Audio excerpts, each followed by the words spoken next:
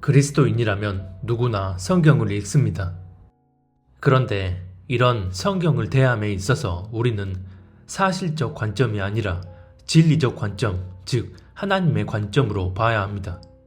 그게 그 말 아니냐고 할 수도 있는데 다릅니다. 일예로 오래전에 어떤 분이 댓글로 고린도전서가 요한계시록보다 시기적으로 더 먼저 쓰여졌기 때문에 고린도전서 15장 51절에서 언급하는 마지막 나팔을 계시록 11장에 나오는 마지막 7째 나팔로 해석하는 것은 앞뒤가 맞지 않는 해석이라는 말을 하신 적이 있었습니다. 사실적 관점으로 보게 되면 당연히 시기적으로 맞지 않기 때문에 이 주장이 맞다고 할 수도 있습니다. 하지만 진리적 관점, 즉 하나님의 관점으로 보면 고린도전서 15장 말씀은 성령님이 계시해 주셔서 훗날 일어날 일의 예언의 말씀으로 기록되어진 것입니다. 그래서 성령님이 통로로 쓰여질 저자에게 역사하셔서 그 구절을 쓰게 하실 때는 사람이 의도하고자 하는 게 아니라 하나님이 의도하고자 하시는 대로 쓰여지게 된 것입니다. 즉 바울은 의도하지 않았더라도 시간을 초월하시는 하나님이 하고자 하시면 시기적으로 늦게 쓰여졌든 먼저 쓰여졌든 간에 그 말씀 안에 하나님이 뜻하고자 하시는 의미가 그대로 들어가게 되는 것입니다. 하지만 성경을 단순 사실적 관점으로만 보게 되면 하나님이 역사하시는 섭리를 입체적으로 이해하지 못하고 단면적으로만 이해하기 때문에 진리적 관점으로 나아갈 수가 없습니다. 즉, 진짜 하나님의 의도와 뜻은 제껴버린 채 말 그대로 해석을 위한 해석만을 하게 되고, 그렇게 되면 철저히 사실적 관점에 근거한 인본적 기준의 해석과 풀이만 하게 됩니다. 본인은 성경을 최대한 문맥적이고 원론적으로 접근해서 오류가 없는 해석을 하고 있다 여기더라도 실상은 지식적으로만 해석하고 받아들이게 되는 것입니다. 그리고 이것은 하나님께서 성경의 여러 번역본을 통해 역사하시는 주권적 섭리에 대한 오해와 잘못된 방향성에 의해 빚어진 일들입니다. 종종 특정 성경 구절에 있어서 원어의 의미가 다르게 나와 있는 것을 보고 번역이 잘못되었다 주장하시는 분들이 있습니다. 우리가 헬라어나 히브리어 성경의 원문을 찾아본다면 그것은 어디까지나 번역본의 내용에 대한 더 깊고 세밀한 의미를 파악하기 위해서입니다. 그리고 무엇보다 이런 탐구 과정은 반드시 성령의 인도하심 아래 진행되어져야 합니다. 그래야만 하나님의 섭리를 벗어나지 않는 범위에서 그분의 뜻대로 이해하고 받아들일 수 있습니다. 예를 들어 어떤 성경 구절을 보면 숫자 5로 해석되어 있습니다. 그런데 이 구절이 말하는 5가 구체적으로 어떤 깊은 의미를 내포하고 있는지를 알기 위해 원문을 찾아보았더니 1 플러스 2 플러스 2로 나와 있습니다.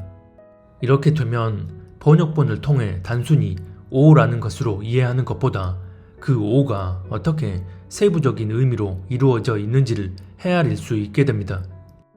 이것이 우리가 원문을 찾아보고 그런 원어적 차원의 접근을 통해 하나님의 섭리를 더 깊게 이해해 나가는 성령 안에서의 바른 말씀의 탐구 과정입니다. 하지만 이런 본질적 전제가 없으면 원문과 번역본의 관계에 있어서 잘못된 이해와 방향성을 추구하게 됩니다. 성경이 여러 번역본으로 나오게 된 것은 하나님의 뜻과 상관없이 성경학자들이 자기 마음대로 편찬해낸 게 아닙니다. 이 세상에는 하나님의 뜻과 상관없이 하나님의 주권을 초월하여 일어나는 일은 단 한 가지도 없습니다. 하물며 많은 그리스도인들이 이 성경 번역본들을 통해 복음을 접하고 그 복음 안에 거해야 하는 거라면 더더욱 하나님의 강력한 주권에 의해 일어난 일일 수밖에 없습니다. 그래서 하나님이 이런 번역본들을 허락하신 이유는 이 번역본들을 통해서 당신의 뜻을 드러내시기 위함입니다. 그리고 많은 외경들이 있지만 하나님께서 신구약 성경 66권만을 공식적인 성경의 범위 안에 들도록 하신 것도 같은 맥락입니다. 그래서 우리는 신구약 성경 66권에 절대적인 권위를 두고서 하나님의 말씀인 것으로 인정해야 합니다. 어쨌든 시중에 많은 번역본들이 있고 그 번역본마다 번역의 차이가 있지만 이 차이는 보다 정확한 표현, 보다 자연스러운 의미로서의 차이가 있는 것이고, 이런 번역본들을 통해 서로 의미를 보완해가며 말씀을 알고 이해하게 되는 것이 하나님께서 번역본을 허락하신 이유입니다. 그리고 그런 번역본들을 통해서도 서로 의미의 보완이 부족한 것 같으면 원문을 살펴보는 단계로 이어지는 것입니다. 번역본의 내용에 대해 원문을 통해 더 세밀하게 고찰해 본 후 그 번역본의 구절 안에 더 깊은 의미를 담아서 우리가 받아들이는 것입니다. 그렇기 때문에 번역본과 원문의 관계 또한 이런 상호 보완적 관계인 것이고, 그 주체는 어디까지나 원문이 아닌 번역본입니다. 즉, 원문과 번역본의 의미가 서로 상이하더라도 원문의 의미를 받아들이고서 번역본이 잘못되었다 결론 짓는 게 아니라 번역본의 의미를 받아들여야 하는 것입니다. 왜냐하면 이것은 앞서 말씀드린 것처럼 하나님의 주권적 섭리에 대한 인정을 의미하기 때문입니다. 즉, 원문과 다르게 번역이 된 것도 그 안에 하나님의 섭리가 있음을 헤아리는 것입니다. 하나님께서 만물을 창조하신 후 인류 역사를 운행해 가실 때는 이미 계획하신 그 섭리 안에서 역사를 운행하십니다. 그리고 그 섭리의 역사는 하나님의 말씀인 성경을 통해 계시하셨고 반드시 그 범위 내에서 역사하십니다. 그래서 하나님이 시대를 따라 여러 번역본들을 허락하시고 사람들이 그 번역본을 통해 복음을 받아들이고 그 복음 안에서 하나님의 뜻을 따라 살도록 하신 일이 하나님께서 계획하신 그 섭리 안에서 지금껏 이루어져 온 정방향의 흐름이라는 것입니다. 이런 하나님의 섭리가 우리가 보고 받아들이는 성경 구절, 즉 번역본을 통해 이루어져 왔다는 것을 그대로 맛보아 왔는데도 원문을 통한 접근만을 절대적 기준으로 삼는다면 하나님을 신학이라는 지식체계 안에 가두어 놓겠다는 것과 같습니다. 창세기 3장에 보면 하나님께서 뱀에게 내가 너로 여자와 원수가 되게 하고 네 후손도 여자의 후손과 원수가 되게 하리니 여자의 후손은 네 머리를 상하게 할 것이라고 말씀하십니다. 하나님께서 여자의 후손을 통해 이루어내실 섭리에 대해 말씀하신 것인데, 이런 섭리가 하나님이 이미 계획하신 일이라 할지라도 그 과정 안에는 우리가 알 수 없는 여러 변수적 상황이 망라되어 있습니다. 예를 들어 여자의 후손으로서 베냐민 지파의 사울이라는 사람을 이스라엘 초대 왕으로 세우셨는데, 사울이 그만 하나님을 배도함으로 인해 그 촛대가 다윗으로 옮겨지게 됩니다. 그렇다면 이 일이 하나님께서 의도적으로 사울의 마음 안에 하나님을 저버리게 만드는 교만함을 집어넣으셔서 그렇게 된 건가요? 결코 아닙니다. 하나님은 전혀 의도하지 않으셨는데 사울이 스스로 교만함을 품고서 결국 하나님을 저버린 것입니다. 하나님은 전혀 의도하지 않은 일이었지만 하나님은 그 일까지도 이용하셔서 다윗이란 사람에게 다시 기름을 부으시고 여자의 후손으로서 이루어갈 섭리를 차질 없이 이행하십니다. 그렇게 사울에게서 다윗으로 촛대가 옮겨졌지만 다윗이 자기 부하의 아내인 밧세바라는 여자와 불륜을 저지르고 아이까지 출산하게 되었을 때 밧세바가 낳은 첫째 아이는 하나님께서 죄에 대한 보응으로 데려가십니다. 하지만 그 이후 하나님의 섭리는 어떻게 진행되어지나요? 하나님은 굳이 그렇게 불륜으로 맺어진 밧세바를 통해 여자의 후손이 이어지도록 하십니다. 인간적인 옳고 그름으로 따지면 밧세바는 다윗과 불륜 관계로 맺어진 인물이고 합법적으로 맺어진 다른 아내들도 많았는데 하나님께서 굳이 그런 밧세바를 통해 낳은 아이를 다윗의 후손이 되도록 하신다는 것 자체가 쉽게 납득하기 어려운 일일 수 있습니다. 이를 통해서도 알 수 있듯이 하나님의 섭리 안에서 전혀 의도하지 않은 상황이 연출되어졌을 때에도 하나님은 그 일들 안에서의 불완전한 통로를 통해서도 당신의 뜻이 이루어지도록 하시는 것입니다. 이처럼 하나님이 의도하지 않은 상황에서도 하나님은 오히려 그 상황을 이용하셔서 당신이 뜻하신 섭리를 그대로 이끌어 가시는데, 하물며 성경의 여러 번역본을 편찬하게 된 일이 하나님이 허락하신 바에 따라 일어난 일이라면 이것은 하나님이 뜻하신 섭리의 과정 안에서의 자연스러운 정방향적 흐름이라는 것입니다. 다시 말해 번역본과 원문 간의 차이가 있다면 그것은 우리에게 본질적인 문제가 아니라는 것을 의미하고, 그렇다면 하나님은 원문이 아닌 우리가 보는 번역본을 통해 역사하신다는 것입니다. 이것은 하나님께서 어떤 상황과 문제를 통해서도 당신 뜻대로 역사하실 수 있는 전능하신 분임을 그대로 보여주는 것입니다. 그래서 원문과 번역본의 차이가 있을 때에도 원문이 아닌 번역본의 상위적인 의미가 적용되는 것으로 받아들여야 합니다. 하지만 성경을 지식적으로 받아들이고 그런 식으로만 접근하는 이들은 겸비한 마음을 가지고 성령의 인도함 가운데 나아가는 게 아니라 자기 머리를 앞세워서 나아가기 때문에 원문에 이렇게 나와 있으니 번역본들이 잘못되었다고 주장합니다. 더 나아가 번역본의 의미를 받아들이는 사람들을 판단하고 정죄하기까지 합니다. 매사에 이런 식으로만 접근하게 되면 하나님이 역사하시는 섭리의 스펙트럼을 다 헤아리지 못할 뿐만 아니라 오히려 하나님의 섭리를 거스르고 대적하는 방향으로 나아갈 수도 있습니다. 한국인이 문법책을 통해 영어를 아무리 완벽하게 분석하고 통달했다 해도 실상은 원어민들과 대화가 안 통하는 경우가 많습니다. 오히려 외국인들은 우리가 책에서 배우는 그런 복잡한 문법을 잘 몰라도 영어 문장을 유창하게 구사합니다. 그런데 전치사가 어떻고 형용사가 어떻고 목적어는 이렇게 배치하고 등등 정형화된 문장의 구조를 나열해 놓고 그런 규칙대로 받아들이고 암기합니다. 그리고선 이런 문법들에만 집중한 채 스스로 영어를 잘 안다고 여긴다면 이것은 본인만의 큰 착각입니다. 실제론 원어민들과 대화가 통하지 않기 때문입니다.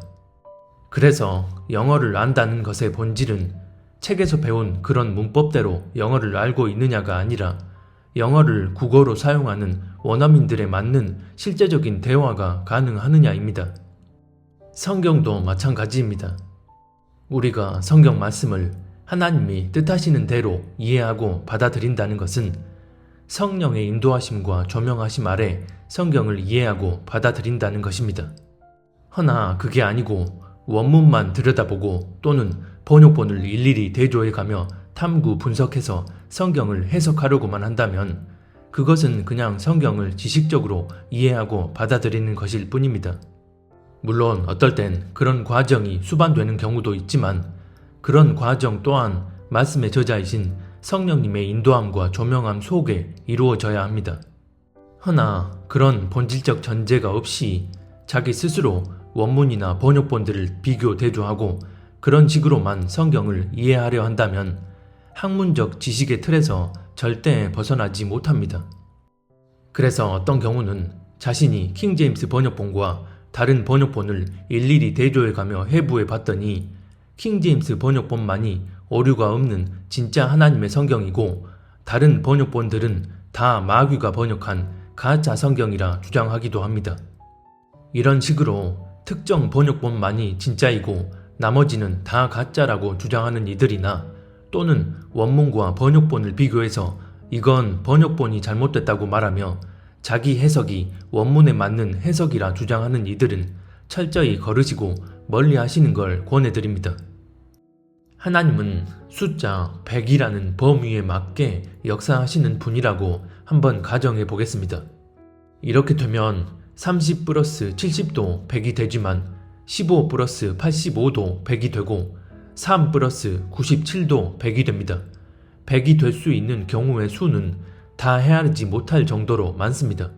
하지만 인간은 하나님이 역사하시는 그 초월적이고 광대한 섭리를 헤아리지 못한 채 무조건 50 플러스 50만이 아니면 30 플러스 70만이 하나님이 역사하시는 섭리다 라고 규정해버립니다.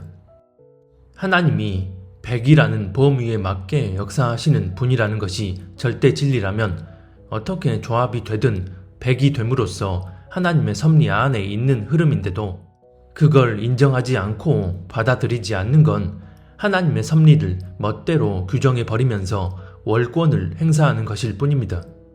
편협한 종교적 프레임에 갇혀 있으면서도 깨닫지 못하고 있다면 이것만큼 어리석은 경우는 없을 것입니다.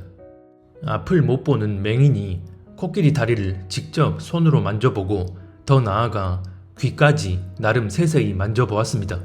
그리고선 코끼리 다리는 이렇고 귀는 이러하니까 코끼리는 이러이렇게 생겼다 라고 정의를 내립니다. 자신이 아무리 코끼리의 여러 부위를 손으로 세세히 만져보아봤자 그 사람은 앞을 못 보는 맹인으로서 그가 정의하는 코끼리는 코끼리의 전체 모습도 아닌 코끼리의 일부에 대한 자기 생각일 뿐입니다. 무엇보다 그렇게 직접 만져본 부위들마저도 눈을 뜨고 바로 보지 않으면 그 모양을 제대로 알 수 없음에도 자신이 손으로 만져본 그것만 가지고 코끼리 모습 전체를 자기 뜻대로 정의 내려버립니다. 직접 손으로 만져보지 않고서도 눈으로 코끼리를 담아서 코끼리를 정의할 수 있다면 그것이 바로 원문이나 번역본들을 일일이 따져보지 않아도 겸비한 마음으로 성령의 인도함을 구하며 그분이 영의 눈을 열어주실 때 조명해 주시는 대로 성경을 이해할 수 있는 것입니다. 그리고 이것은 성경의 원문과 번역본들을 바라보고 적용하는 문제에만 국한된 게 아니라 성경 말씀 자체를 대하는 문제에도 그대로 적용됩니다. 예를 들어 특정 문제에 대한 하나님의 섭리가 숫자 7이라고 가정해 보겠습니다.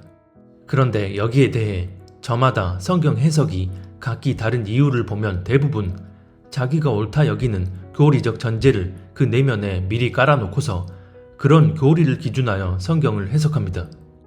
자기 안에 내재된 교리와 부딪히는 다른 주장들, 예를 들어 누군가가 2+5는 7이라고 말한다면 자신이 믿는 3+4라는 교리에 맞게끔 보여지는 구절들을 가지고 와서 2+5라는 주장에 반박을 하는 것입니다. 여기서의 성경적 논증은 독립되어 있는 최상위 주체에 의해 나오는 완전 무결한 논증이 아니라 특정 교리에 의해 가공되어 나오는 것이기 때문에 그 논증 자체가 100% 완전한 논증이라 할 수 없습니다. 다시 말해 특정 부분에 대한 하나님의 섭리가 분명 7이 맞다고 할 때 그 7이라는 섭리 안에는 우리가 다 헤아리지 못한 더 세밀한 조합, 즉 1+6 또는 2+5, 3+4 등으로 이루어져 있음에도 본인이 믿고 받아들인 3+4라는 교리만을 기준하여 그에 따른 논리체계로 성경을 해석하고 판단해 버리는 것입니다. 실제로 3+4가 7이라는 교리에 맞게 해석되어지는 구절들이 있기 때문에 자기가 옳다 여기는 바가 완전한 진리라고 여깁니다.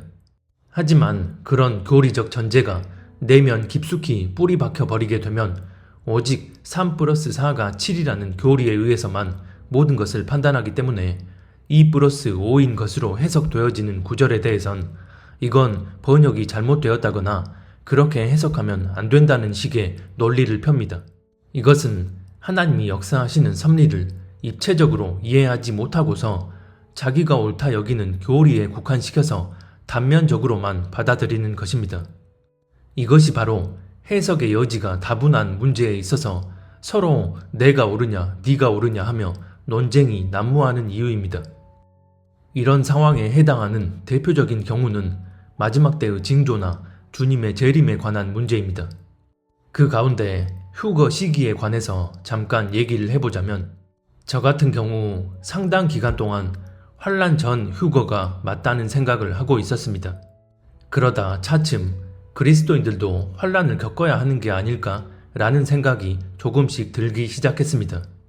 이 문제에 있어서 이런 우유부단함이 나오는 이유는 휴거에 대한 특정 교리가 확고부동하게 내 안에 자리해 있지 않았기 때문입니다.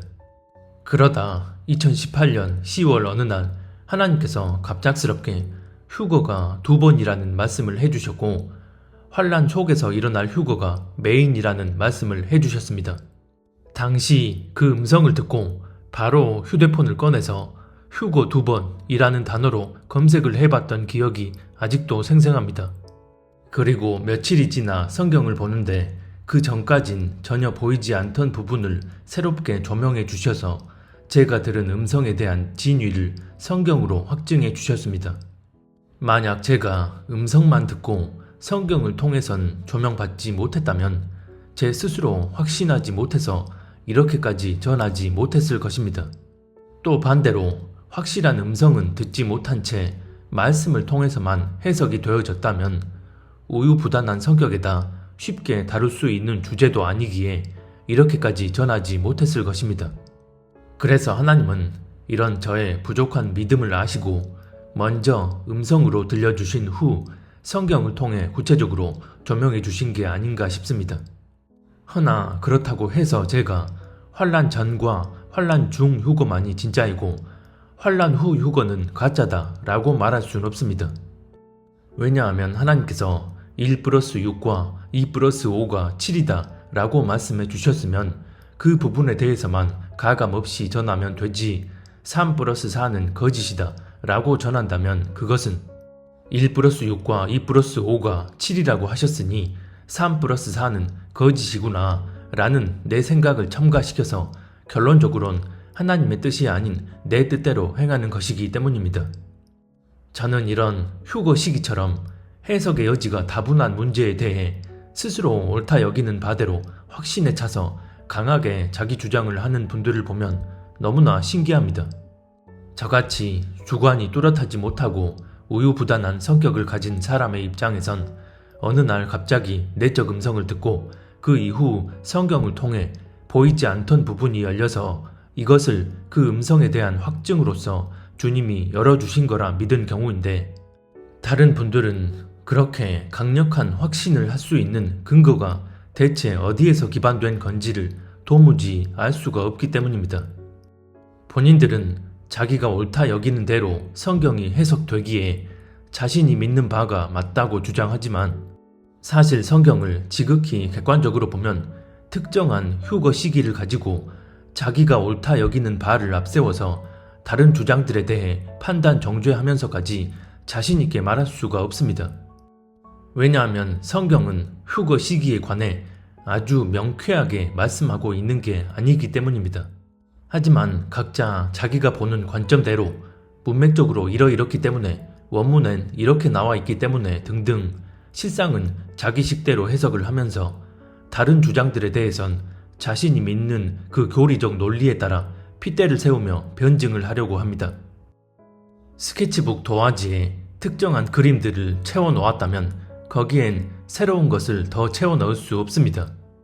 반면 어떤 것도 채워져 있지 않다면 새로운 그림을 채워넣을 수 있습니다. 하나님이 우리에게 역사하시는 방식도 이와 같습니다. 만약 내 안에 특정 교리에 기반한 내 뜻, 내 관점들이 채워져 있다면 하나님께서 당신의 온전한 진리를 내 안에 채워 넣으실 수 없습니다. 하나님이 능력이 없으셔서가 아니라 하나님의 속성과 성품 자체가 우리에게 강제로 역사하시는 분이 아니기 때문입니다. 그러면 그 안에 무언가로 채워져 있는 상태에선 남은 여백을 통해 하나님이 역사하실 수 있겠지만 그렇다 할지라도 그 사람이 나아가는 실질적인 방향성은 이미 채워진 그 교리에 기준한 내 뜻, 내 생각, 내 관점에 의해서입니다. 그러면 하나님의 뜻에 의해서가 아닌 자기가 옳다 하는 교리적 전제를 깔아놓고 그런 교리를 기준하여 논리를 펴는 주장들이 다 잘못되었거나 아니면 부분적인 것들이냐? 꼭 그렇지만은 않습니다. 예를 들어 A라는 사람과 B라는 사람이 있습니다. 그런데 A라는 사람은 철수라는 사람과 친분이 두텁고 전적인 친뢰를 합니다. 반면 B라는 사람은 영호라는 사람과 친분이 두텁고 전적인 신뢰를 합니다. 그런데 어느 날 C라는 사람이 1+1은 2라는 내용의 책을 발간했는데 그 얘기를 A는 자기가 신뢰하는 철수에게 듣고 B는 자기가 신뢰하는 영호에게 듣습니다. 여기서 A는 철수에게 C가 1+1은 2라는 책을 썼다 라고 듣지만 B는 영호에게 C가 1+2는 3이라는 책을 썼다 라고 듣습니다. 그리고선 A와 B가 만나서 각자 들은 내용에 대해 자기가 맞다고 주장합니다. 표면적으로만 보면 A가 사실을 정확히 아는 게 맞지만 A가 그 사실을 알게 된 경로는 자기가 믿고 신뢰하는 철수를 통해서입니다. 그렇다면 A는 자기가 들은 그 부분에 대해선 지식적으로 바르게 알고 있는 게 맞지만 실상은 당사자인 C와의 관계 안에서 진실을 알게 된 것이 아닙니다. 이렇게 되면 C가 쓴 그 책의 구체적인 다른 내용들에 대해 철수가 그 글을 쓴 당사자가 아니기 때문에 온전히 알려주지 못한다는 것입니다. 허나 그럼에도 A는 여전히 철수만이 나에게 진실을 알려준다 여기고 철수에게만 지나치게 의존하여 C가 쓴 책 내용에 대해 듣게 된다면 끝내 잘못된 방향으로 나아가 버리게 됩니다. 여기서 우리가 잊지 말아야 할 부분이 있습니다. 성경에 기반되어 있는 진리를 바르게 알고 있다는 그 사실이 우리의 온전함을 증명하는 게 아니라는 것입니다. 물론 먼저 바르게 알고 분별해야 그에 맞는 올바른 방향성이 실제 삶 가운데 나타나는 게 맞습니다. 허나 많은 경우 그런 차원이 아니라 단순히 진리를 머리로 아는 것 자체가 본질이라는 착각에 빠져 있는 것을 봅니다. 자신은 1+1은 2라는 진리를 알고 있지만 다른 사람이 이 진리에 대해 잘못 알고 있다고 할 때 그 사람을 비난하고 정죄를 합니다. 대부분은 표면적으론 그 자체가 본질적인 진리이고 저 사람이 그 진리를 잘못 알고 있기 때문에 바로 잡아주는 게 마땅하다는 그럴듯한 명분을 깔아놓고서 그렇게 행동합니다. 허나 그 내면의 진짜 본심은 자기 교리와 부딪히는 그 상황에 대해 참지 못하고 자기 주장을 관철하려 하며 다른 사람을 판단 정죄하는 것입니다. 저 사람이 잘못 알고 있기에 바로잡아 주겠다는 것 자체가 자기 뜻으로 나아가는 것입니다. 애초에 이 상황은 누군가가 실제 삶 가운데 죄를 죄로 여기지 않고 낭떠러지를 향해 내달리고 있는 그런 상황을 말하는 게 아니라 어떤 사실에 대해 머리로 잘못 알고 있는 경우를 말하고 있는 것이기 때문입니다. 정말 하나님을 경외하는 사람이라면 그 사람이 무언가를 잘못 알고 있는 것 같아서 안타까운 마음이 들 때 겸비한 마음으로 주님의 인도하심을 구하며 조심스럽게 말을 해줍니다. 그런데 문제는 정작 본인이 잘못된 사실을 진리인 것처럼 알고 있으면서 다른 사람을 향해 성령께서 마음을 주셨다고 하면서 이런 식으로 행동하는 경우도 있으니 너무나 미혹이 판을 치는 현실이 아닐 수 없습니다. 어쨌든 그렇게 했을 때 그 사람이 어떻게 반응하느냐는 그 사람의 몫이지 전하는 사람의 몫이 아닙니다. 그래서 받아들일 마음이 없는 것 같으면 안타깝지만 거기서 끝을 내면 됩니다. 허나 그렇지 않고 내가 어떤 말을 해줬더니 그에 반박하는 주장을 하면 또 거기에 반박하며 자기 주장을 펼치고 결국 평행선을 달리는 논쟁이 벌어집니다. 시작은 조심스럽게 됐는데 차츰 과열되더니 결국 감정이 표출되고 자기 내면에 있는 의도가 다 드러나는 상황으로까지 이어지게 됩니다. 표면적으론 대놓고 욕설을 하지 않고 그리스도인으로서 존댓말을 쓰고 스스로 품위를 지키고 있다 여기지만 지금의 그 상황이 어떤 내면의 동기에 의해 벌어지고 있는지가 여실히 드러나 있음에도 깨닫지 못한 채 공방이 이어지는 것입니다. 이런 경우가 인터넷 댓글상이나 SNS상에서 파다합니다. 즉, 그게 진리이든 아니든 누군가와 서로 자기 주장을 펼치며 논쟁을 벌인다면 이미 그 자체가 하나님의 뜻이 아닌 자기 뜻에 의해 나아가고 있다는 반증입니다. 요한복음 6장에 보면 예수님께서 내가 하늘에서 내려온 것은 내 뜻을 행하려 함이 아니요 나를 보내신 이의 뜻을 행하려 함이라고 말씀합니다. 그런데 사복음서 곳곳에 보면 예수님은 서기관 바리새인들과 율법에 관해 이런저런 변론을 벌이는 상황을 볼 수 있습니다. 그러면 예수님도 사람들과 이렇게 논쟁을 하셨으니 우리도 그렇게 할 수 있지 않냐 라고 말할지 모릅니다. 하지만 앞서 본 요한복음 6장 말씀처럼 예수님이 하신 모든 말과 행동들은 철저히 하나님 아버지의 뜻을 따라 하신 것입니다. 그래서 이사야서 11장에도 보면 예수님에 대해 말씀하실 때 그가 자기 눈에 보이는 대로 심판하지 아니하며 자기 귀에 들리는 대로 판단하지 아니하신다고 말씀합니다. 다시 말해 그 상황에서 예수님이 하시는 말들과 서기관 바리새인들이 하는 말들이 하나님 아버지의 뜻을 따라 신약 성경에 낱낱이 기록되어지므로 훗날 성경을 보는 모든 사람들에게 어떤 교훈과 책망과 바르게 하는 의미로 전해지게 될지를 알고서 그렇게 행동하신 것입니다. 그래서 예수님이 그렇게 행동하신 것과 죄성 다분한 우리가 그럴듯한 명분으로 포장해서 그렇게 행동하는 것은 아예 차원이 다른 경우이고, 예수님도 그렇게 하셨으니 우리도 그렇게 할 수 있다는 생각은 1차원적인 생각일 뿐입니다. 자기가 믿는 교리와 상충된다고 자기 주장을 관철시키려 끝까지 따지고 논쟁하려 든다면 그것은 어떤 명분으로 포장을 했든 그 자체로 자기 의로 행동하고 있다는 증거입니다. 다시 말씀드리지만 진리를 머리로 바르게 아는 것 자체가 우리에게 본질이 아닙니다. 진리를 머리로 바르게 알고 있는 사람이 정작 실제 행동은 하나님을 경외하지 않고 스스로에 대한 겸비함 없이 자기 뜻대로 행동한다면 본인이 뭘 제대로 알고 있든 그건 아무 의미가 없어집니다. 진짜 진리의 지식을 바르게 알고 그걸 삶에 적용시키는 순간 내가 머리로 아는 그 지식은 이내 비본질로 바뀌게 됩니다. 내가 아는 그 진리를 실제 삶에 적용시켜서 하나님 뜻대로의 열매를 맺게 되면 그 진리의 지식 자체는 비본질이 되기 때문에 누군가가 잘못 알고 있다면 먼저 하나님을 의식함으로써 하나님 뜻대로 바르게 권면하듯 이야기해 줄 수 있고 하나님 뜻대로 그 사람이 나아가도록 기도해 줄 수 있게 됩니다. 이것은 그 진리 자체가 단순 지식에서 삶 가운데 본질적인 열매로 확장되어진 케이스입니다.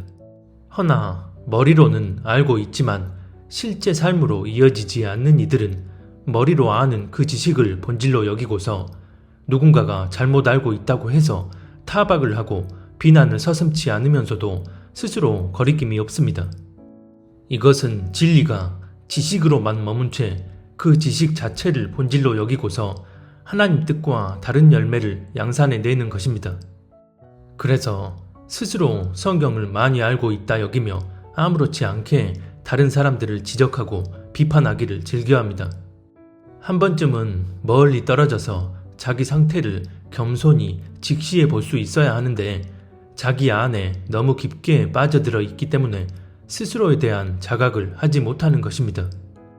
하나님은 우리의 중심을 보십니다.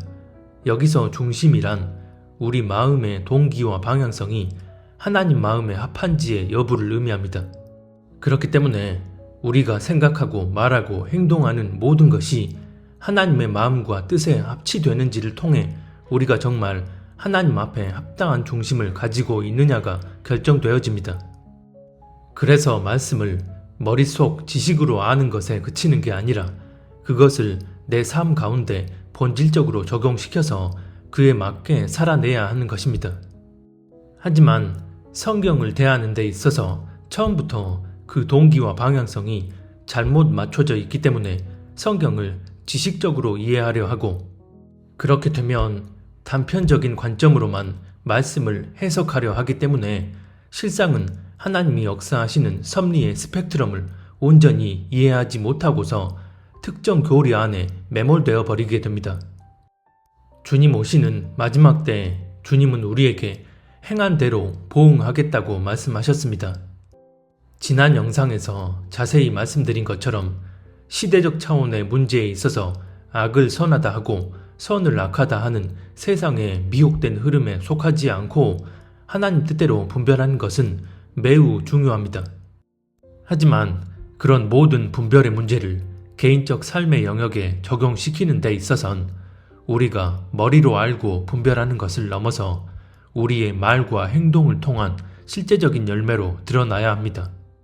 예를 들어 나는 이 시점에 휴거가 일어날 거라 믿고 실제 그게 하나님의 섭리가 맞다 치더라도 본인이 알고 있다는 그 부분을 가지고 다른 사람을 정죄하고 멸시, 조롱한다면 이것은 그 진리의 지식이 삶 가운데 아무런 영향도 미치지 못하고 오히려 독이 돼버리는 경우입니다. 또 악을 선하다 하고 선을 악하다 하는 세상 흐름에 미혹되지 않고 바로 알고 분별하는데 그렇지 못한 다른 사람들을 향해 정죄하고 조롱하고 멸시해버린다면 본인이 바로 알고 분별한다는 그 사실은 되려 독이 되어버립니다. 특정 문제에 있어서 진리를 바로 알고 그 진리를 사수하는 것처럼 보인다 해도 결과적으로 하나님이 보시기엔 합당치 못한 중심을 가진 사람일 뿐입니다. 그래서 우리가 하나님의 뜻을 거스르는 거짓된 세상 흐름을 간파하고 분별하여 온전히 구별되는 것과 삶 가운데 우리의 말과 행동을 통해 실제적 열매들을 맺어가며 살아가는 것에 균형 잡힌 조화가 이루어지기 위해선 반드시 내 안에 하나님을 경외하는 마음과 스스로를 겸비하게 돌아볼 줄 아는 마음이 중심에 갖추어져 있어야 합니다. 우리 주님 공중으로 강림하셔서 당신의 신부들을 취하실 때 첫 추수로 들림받을 수 있는 사람은 바로 이런 사람들입니다. 어떤 메시지가 됐든 부디 들을 귀가 있는 분들이 한 분이라도 있기를 바랍니다.